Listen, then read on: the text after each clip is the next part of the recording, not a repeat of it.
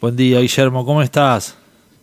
Muy bien, Contanos, ¿por dónde andás? ¿Dónde estás residiendo en este momento? en la ciudad de Córdoba. ¿Córdoba capital? Sí, Córdoba. Bien, bien, bien. Bueno, contanos un poquito de qué se trata esta actividad que estás desarrollando. Vamos a explicarle a la audiencia un poquito sobre esto que hay, bueno, cada vez se ve más, cada vez hay más terapeutas, hay algo que está realmente funcionando que hace que la gente demande. Contanos un poquito, Guille. Bueno, a lo que yo me dedico se llama biodecodificación. Bien. Es algo que ya va a cumplir ya casi 40 años de existencia. 40 años. 40 años, sí. Mirá, y nosotros lo Pero conocimos hace muy poquito aquí en Argentina esto. te cuento un poco la historia, por ahí le puede interesar a la gente porque todo el Sí, mundo lo conoce desde hace mucho. Esto empieza en el año 78 con los estudios del doctor Hammer, de algo que él denominó en su momento la nueva medicina germánica. Esto, a su vez, es más antiguo todavía, esta percepción de que lo que le pasa a las personas en el cuerpo, o sea, lo que uno sensa como síntomas o enfermedades, podía tener una causa no solamente en elementos físicos o en hábitos de las personas respecto a su físico, sino en algo de su emocionalidad que pudiera manifestarse a nivel físico. Eh, Sobre todo psicólogos o gente que trabajaba con pacientes, donde no solamente se aborda el tema físico, sino también la problemática que esta persona pueda traer. Entonces ya se intuía que había una conexión y que había muchas veces una recurrencia de lo que la persona contaba, que había tenido alguna situación conflictiva y después eso se manifestaba en lo físico.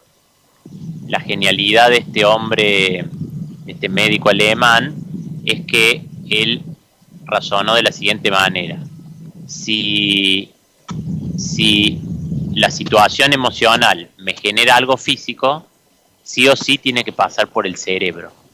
Entonces él, haciendo un estudio secuencial de las tomografías computadas en pacientes con cáncer, porque su estudio empezó con pacientes con cáncer, sí. empezó a descubrir determinados elementos a nivel cerebral que eran la manifestación objetiva de este vínculo que había entre lo emocional y la manifestación física. ¿Cómo vamos hasta ahí? Perfecto. Registramos al doctor Hammers, hemos tenido noticias de él, ¿no? Porque hay toda una nueva medicina que se ve que se está apoyando en los estudios del doctor Hammer. Habíamos escuchado ya esto de, bueno, de cómo la emoción afecta el cuerpo. Así que bueno, venimos bien, Guillermo, venimos bien, dale. Bueno, entonces hablamos de que él fue el origen. De alguna manera él como materializó en algo objetivo, como puede ser una tomografía, esta relación entre lo emocional y lo físico. Bueno, y a partir de ahí, él fue formando gente. Acá en la Argentina, un doctor Callejón fue uno de los primeros que lo trajo acá a la Argentina, como en el año 98, 99, porque él tenía una hija que tenía un tumor en la cara, y se fue a conocerlo a Hammer y vino con ese conocimiento, curó a su hija y después se dedicó a difundirlo acá, y él acá lo bautizó con el nombre de medicina psicobiológica. Bien, eso acá en la Argentina. Argentina sí, estamos hablando del año 98, 99. Ahí fue medicina psicobiológica. El término de biodecodificación aún no existía por acá. Ya faltaba mucho tiempo para eso. Bien, En ese momento se manejaba solamente en el ámbito médico y medio así como, digamos, como de boca en boca, sin mayores repercusiones así masivas.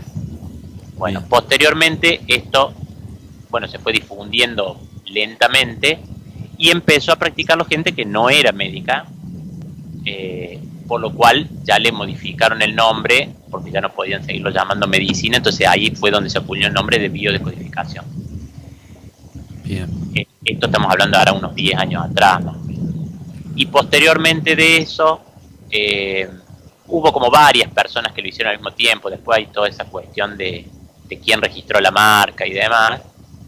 Uno de ellos es Fleche, no sé si algunos lo habrán entendido nombrar. Y Corbera toma de ahí, y él tiene, digamos, la lucidez del tema este de los videos de YouTube, y ahí se viralizó. Esa es más o menos la historia. Posteriormente, como había esta cuestión que te digo de la marca registrada, porque ya estaba registrado el nombre de biodecodificación, él le cambia el nombre por lo que ahora se llama bioneuroemoción. Esa es más o menos la historia etimológica y de los nombres. Sí.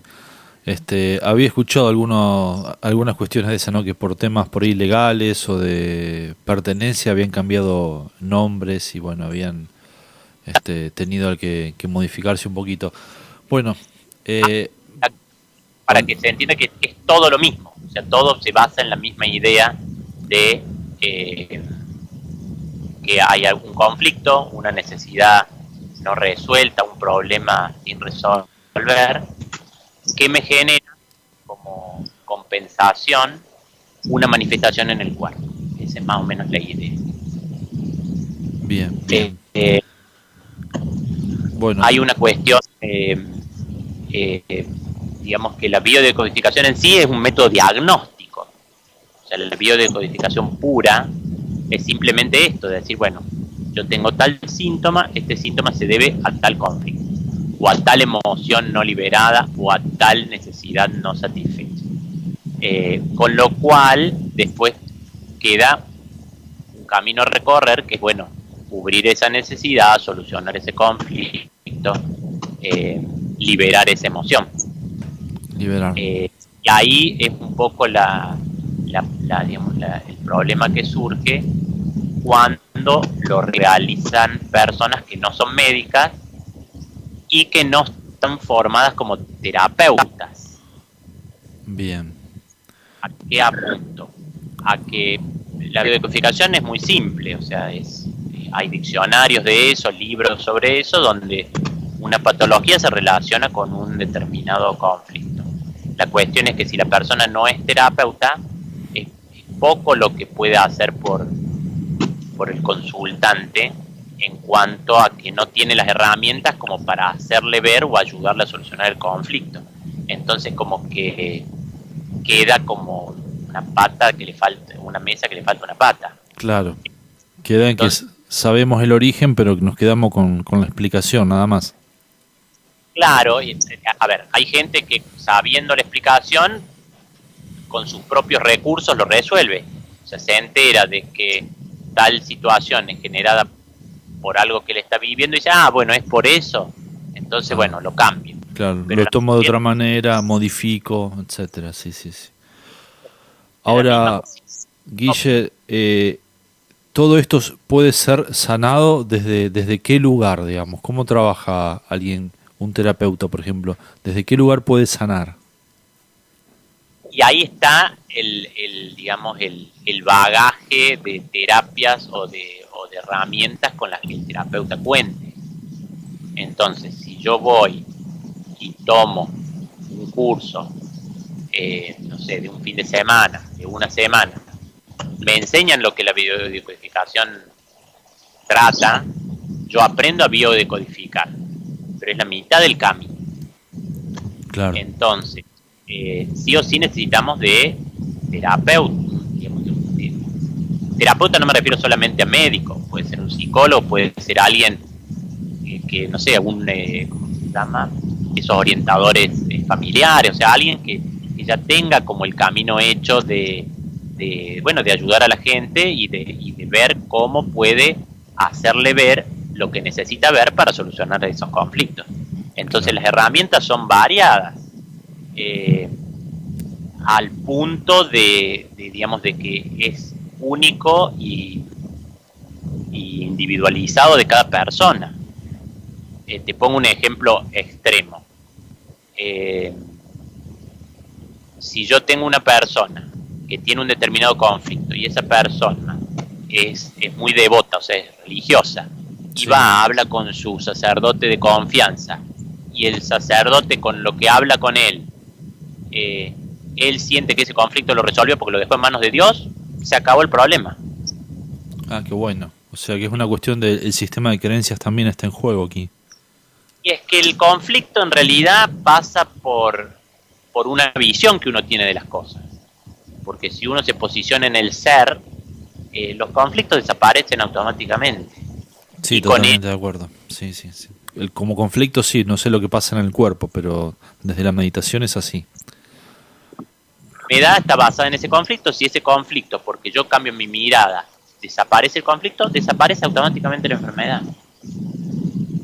Es Qué por ahí bueno. medio fuerte para el que, no sé, cree que necesita algo material, una droga, un medicamento, una determinada cosa así, pero lo veo todos los días. Claro. Vengo de un camino, digamos, en mi recorrido médico, llegué a estar a cargo de la terapia intensiva, donde uno eso está como en el top de lo que va a hacer por la gente, y me di cuenta que no era el camino por ahí.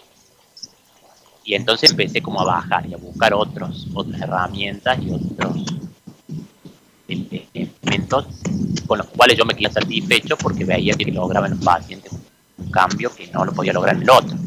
Y si lo lograba, era pasajero, porque si el paciente y su sistema de creencias lo llevan a tener conflictos, lo van a llevar a tener enfermedad, y es una lucha entre lo que yo puedo hacer por ese paciente y su cuerpo, que quiere manifestar eso para solucionar ese conflicto. Entonces es como complicado querer manejar la cuestión de afuera. El único camino es ese, es poder de alguna manera contagiar este posicionamiento en el ser a la persona, para que ella misma pueda resolver, porque es la única que puede resolver la situación.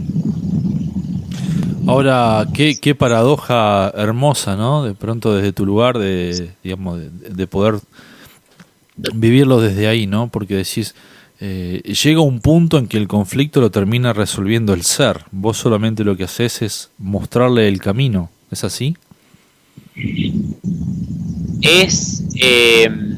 Ni siquiera es que uno le muestre el camino, uno le muestra lo que uno hace, porque tampoco le sirve a la persona decirle, che, anda por ahí. Bien. Porque de afuera no funciona nada. Entonces lo único que uno puede hacer es decir, mira, yo hago esto y a mí me funciona. ¿Querés probarlo? Es un poco que es común a muchas otras, no digamos terapias, pero a muchas otras posicionamientos de el yoga, digamos, la meditación. Sí. Y una persona que hace meditación, es muy raro que esté enferma, porque ve las cosas de una manera distinta, no se genera conflictos y no tiene enfermedad. Claro, sí. Sí, Shivananda, que era médico, decía siempre eso, ¿no? Que la meditación era el bactericida más fuerte que él había conocido. Y bueno, después de casi 100 años, terminamos reconociendo que bueno, que así es. Desde otro lugar, pero es así. Yoga y meditación. O sea que si yo ahora tuviera que empezar de nuevo, empezaría por ahí, empezaría por el final. Sí. Uno siento que puede hacer más desde ahí que desde mi rol de médico. Enseñarle a meditar a una persona es mucho más fructífero para ella que darle nada terapéutico externo. Bien. Bueno, me alentás mucho porque doy meditación hace años, así que bueno, me sirve mucho lo que me decís. ¿Cómo te estás desenvolviendo? ¿Cómo estás desarrollando esta actividad vos ahí, Guillermo?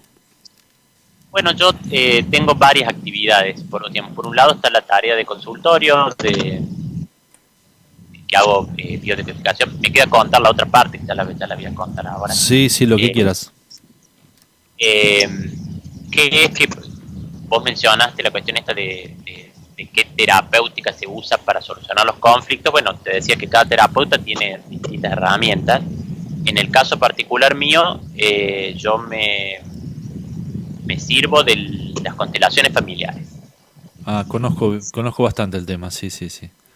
Increíbles resultados también. Increíble herramienta, ¿eh? Qué bárbaro. Uno puede ver desde afuera. Entonces, si la persona puede ver desde afuera el conflicto, es mucho más fácil que lo resuelva que si sigue metido ahí adentro con su cabeza, suponiendo que las cosas son de una determinada manera cuando son de otra. Entonces, es como el primer... la herramienta que para mí hoy, por lo menos de las que yo conozco, de las que yo he transitado, es la que más... la que más rápido me parece que resuelve la cosa. Porque si yo puedo ver el conflicto de afuera, ya está. Queda nada más que lo puedo integrar. Entonces, desde ahí. Sí. Entonces, me manejo en las consultas individuales. También hago talleres cada 2 semanas de constelaciones familiares. Y este año voy a dar un curso que une las 2 terapias, o sea, la biodecodificación y las constelaciones familiares, que va a ser anual, donde la idea es esto, como dar las herramientas a las personas que conozcan los principios básicos de ambas disciplinas y que eso les sirva como herramienta para su sanación personal y para poder aplicarlas en su actividad cotidiana. Bien, bueno, contá con nosotros para difundir estos eventos, Guillermo, por favor, porque realmente le están cambiando la vida a muchas personas.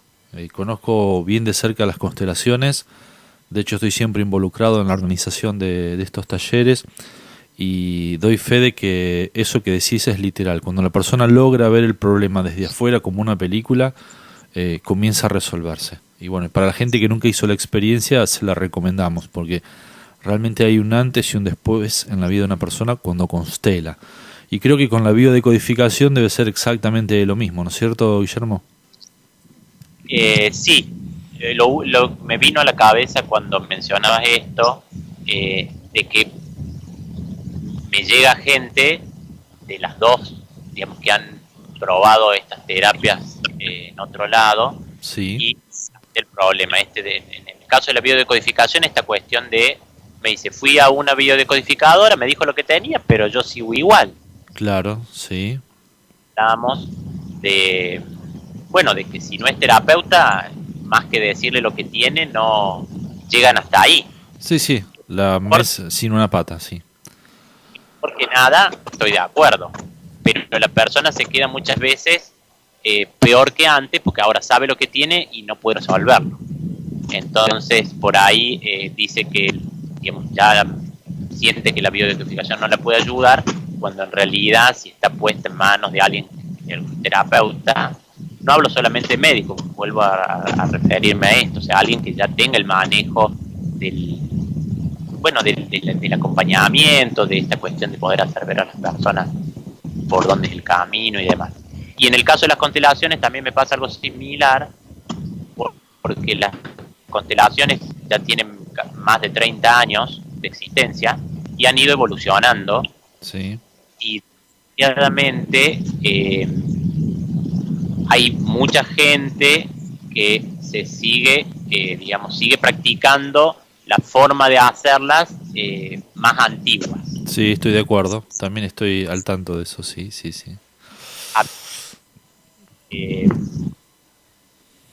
O tendría que un breve comentario de qué se trata, para el que no conoce de qué se tratan las constelaciones. Decíamos que las constelaciones era esto de ver de afuera. Entonces antes, ¿cómo se hacía? Había, no sé, 20 personas, 30 personas en el grupo, pasaba una al frente, como en el colegio, sí. Y tenía el problema que tenía. O sea, todos estaban ahí escuchando, atentos a ver cuál era el problema que esa persona tenía, lo cual era una exposición muy, muy fuerte estar ahí. Bueno, y después tenía que contar cuál es su situación ahí, o sea, no con todos los detalles, pero como los parámetros básicos de y esa persona elige supongamos que esta persona decía, no, sí, porque mi papá, yo siempre tuve problemas con mi papá. Bueno, entonces esta persona elegía una persona para su papá y una persona para él, para que lo representara dentro de los que estaban en el grupo, y esas dos personas empiezan a actuar como él y su papá. Y él puede ver desde afuera, pero no solamente lo ve él de afuera, sino que lo ven todos desde afuera. Sí. Se ve, puede ser sanador para él, pero quizás es muy perturbador para las otras personas que están. Entonces, esta manera de manejar el tema de las constelaciones, que bueno, fue parte de la evolución del desarrollo de las constelaciones, hacía esto, que la persona estuviera como muy expuesta, el que constelaba, y podía de alguna manera perturbar a los participantes. Ahora yo dije, a ver, la relación del padre con el hijo, pero a veces salían abortos, a veces salían muertes, asesinatos, entonces Sí, sí. era como muy, así como muy fuerte, digamos. Quizá alguna persona lo tomaba, lo decía qué fuerte y listo, pero otra salía realmente trastornada, después de quedar mal, de quedar afectada por lo que había visto, de lo que se había mostrado ahí. Y no constela una sola persona, por ahí constelan varios, constelan 5 o 6, entonces eran como 5 o 6 historias de vida muy fuertes, y bueno, hay que estar ahí escuchando todo eso y salir como si nada. Sí, no salías entero. Lo he experimentado, Guillermo, sí, sé de qué se trata. Muy fuerte, muy emocional. En una cámara de tortura, no sé. Sí, sí, sí. Esto hace 10 años que ya no es así, porque dentro de la evolución se vio que no hacía falta que la persona contara delante de todos, y no hacía falta que los que representaban supieran, y los que vieran tampoco tenían por qué saber nada de lo que pasaba. Tal cual. Simplemente se deja librado al movimiento del espíritu, Sí. o sea, a lo que van recibiendo esas personas, lo que van sintiendo simplemente. Sí, sí, sí, sí, sí. Siento ganas de alejarme, me alejo; si siento ganas de sentarme en el piso, me siento. O sea, es como ir sintiendo lo que me pasa y voy haciendo. Y la persona que constela, que ni siquiera hace falta que ella defina tampoco cuál es el tema, basta con que simplemente anote los temas en un papel, y solo la mirada de determinadas personas hace que vea en ellas a alguien de esas situaciones que él tiene, y él va resolviendo las situaciones por él mismo, sin que nadie se entere y sin él tener que elegir cuál tema, porque esa era otra cuestión. Uno por ahí te decía, yo tengo 5 temas, no, tiene que elegir uno. Y qué sé yo cuál es el más importante, o cuál es el que yo hoy estoy preparado para solucionar. Entonces, librado más a la intuición y librado más a esto que fluya, que escuchaba recién, cuando escuchaba la radio que hablaban de fluir, Sí. todo se manifiesta tranquilamente, suavemente, y cada uno recibe lo que puede recibir. Y entonces se van todos, después del taller, mejor de lo que vinieron. Y a su vez cada uno pudo, como no se designan los roles, ni se impone nada, cada uno de los de afuera puede darle un rol a cada uno de los que están participando en el centro de la escena, y puede ver sus cosas independientemente de que no sean las cosas del otro. Entonces yo ya no me quedo pegado a la historia del otro, sino que yo veo mi propia historia de acuerdo a lo que yo tomo de los que están representando en ese momento. Bien. Entonces, esto también quería aclarar de esta evolución que ha tenido las constelaciones, porque mucha gente también, cuando sale el tema de las constelaciones, me dice, no, pero yo la verdad que tengo miedo, porque me han contado que hay gente que sale mal, que hay gente que queda afectada. Y bueno, y esto también, de vuelta volvemos, depende en manos de quién uno cae. Sí, sí, sí. Son actividades no regladas, o sea, no están estandarizadas, no hay colegio de consteladores ni colegio de biodecodificadores, y bueno, lo puede hacer como cualquiera. También vuelvo a aclarar que no hace falta ser médico ni psicólogo para ser un buen constelador, pero sí hace falta tener como ese tacto de uno conocer que hay sí, cosas nuevas en el mundo de las constelaciones, y por el otro lado, bueno, ese respeto que uno tiene que tener por el proceso del otro. Sí, sí, sí, sí, sí, sí. Guillermo, ¿te puedo hacer una preguntita? Decime. ¿Has tomado clase o sos alumno de Brigitte? No he tenido he leído sus libros, Ajá. pero no he tenido la oportunidad de asistir a sus talleres. Sí Ah, he tenido, digamos, los comentarios de conocidos que han ido y demás, y hay como en todos estos casos, están los que la aman, sí. eh, que dicen que para nada todo lo que Sí, sí, porque identifico la línea de laburo con la de Brigitte Charpentier, por eso te preguntaba si eras alumno de ella, y yo sé que ella va a formar a Córdoba, y bueno, por ahí tuviste la suerte de aprender directamente con Brigitte. no he ido con ella. Yo, digamos, yo tengo una postura intermedia, o sea, creo, o sea, hay cosas que me gustan y Ah, hay otras que no. que no, bien. Ahí, Equilibrio entre las dos, en las dos técnicas. claro, ella también, ¿cómo se llama? Toma el tema de lo de la biodecodificación, eh, porque ella, bueno, como que toma directo de Hammer. Bien, Y la cuestión es que por ahí es como muy esquemático, y eso creo que es una de las principales críticas que se le hacen, es como que como yo creo que se apoya más en la biodecodificación que en la constelación en sí.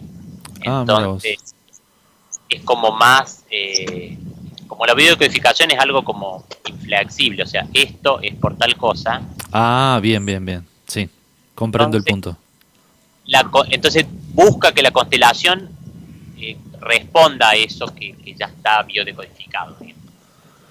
Cuando me parece que el camino sería al revés, tener una guía, o sea, tener la biodecodificación como una guía de más o menos para dónde ir, pero dejar que la constelación nos lleve para donde sea, aunque no sea eso, Aunque no sea porque muchas eso. veces pasa que gente me consulta, me dice, en un libro de biodecodificación leí que esta que tengo yo es por tal cosa, y en otro dice otra cosa, ¿y a cuál le creo? Y ven que es una aproximación a lo que uno tiene. Quizás sea una, quizás sea la otra, o quizás sea algo intermedio. Por eso es importante el poder estar con el paciente y ayudarlo a que él mismo descubra por qué tiene lo que tiene. O sea, el matiz siempre está, pero muchas veces, como nosotros nos manejamos con un lenguaje figurativo, no siempre lo que nos pasa eh, uno lo puede llevar a lo objetivo tan fácilmente. Muchas veces, te pongo un ejemplo, si yo sufro una separación, esa separación no es algo lineal. Alguna persona la puede sufrir como desvalorización, otra la puede sufrir desde el lado de la tristeza, otra desde el lado de la bronca. Entonces, dependiendo de cómo lo viva yo eso, va a ser para qué lado, para qué órgano va a apuntar mi Sí, sí, comprendo y profundamente. por ende entonces, más que fijarse en un esquema de esto me genera lo otro, tomarlo como guía. Pero la constelación, como es algo que donde yo no meto pensamiento, desde mi punto de vista es más fidedigno y me va a llevar a algo mucho más acorde o más cercano a la realidad que el otro donde yo estoy con una idea de que tiene que ser de esta manera. Sí, sí, sí, sí, sí. Muy, muy, muy interesante, Guillermo, lo que nos estás comentando. La verdad que estoy muy, muy apasionado con el tema y bueno, y me encanta cómo lo estás exponiendo. Me encanta. Lo que quería mencionar es que también estos talleres grupales masivos de biodecodificación también me preocupan un poco porque es como las constelaciones estas viejas, es Sí, decir, donde una persona se enseña ahí, yo tengo tal cosa, y la bombardean con todas las causas por las que lo tiene, y todo el mundo está escuchando, entonces también, de alguna manera, no sé, cuando por ahí me llegan esos videos y demás, si bien ayuda a ver, yo creo que hay maneras más cuidadas y maneras más, más, más tranquilas de poder ver las cosas, porque no sabemos qué efecto puede tener en los que están escuchando todo eso. Claro. Sí, tenés razón en tu planteo. Sí. Bueno, ¿cuándo es alguna fecha, algún evento que quieras compartir con la audiencia de Radio Arsayan, Guillermo? Sí, mira, los talleres de constelaciones yo los hago cada 2 semanas. Y el 9 de abril empiezo el curso anual, que ese sí es en el Hotel Viñas de Italia, San Jerónimo 611. Ese es a las 9 de la mañana, ese es jornada completa todo el día, y lo vamos a hacer el segundo domingo de cada mes, desde abril hasta diciembre. Bueno. Guillermo, ¿algo más que quieras sumar a esta hermosa nota antes de cerrar? ¿Algo que te parezca importante que quieras recalcar o recordar? ¿Algún consejo, algo?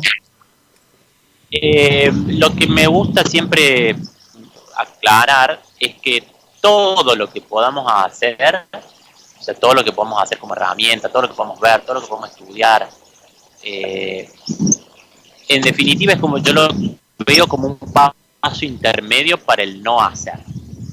O sea, desde mi punto de vista, el camino directo es el no hacer. Si uno se posiciona en el ser, no hace falta hacer, y de ahí tenemos todas las respuestas. ¡Ay, qué bueno! Me encantó. Estamos ahí. Bueno, pero muchas veces la mente no nos deja no hacer. Entonces, bueno, tenemos que, estas herramientas vienen de alguna manera para convencer a la mente, dejarla tranquila, y entonces ahí nos deja no hacer. Bueno, Guillermo, muchas gracias por tu tiempo. Y muchas gracias por tu aporte, que fue muy valioso. Gracias a usted.